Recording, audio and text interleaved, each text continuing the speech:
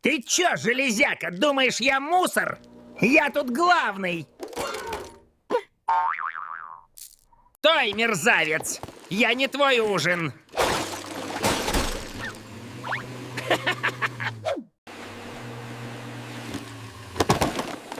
Кто теперь главный? Я? Ну что, железяка, учти на будущее, падлы, здесь я босс.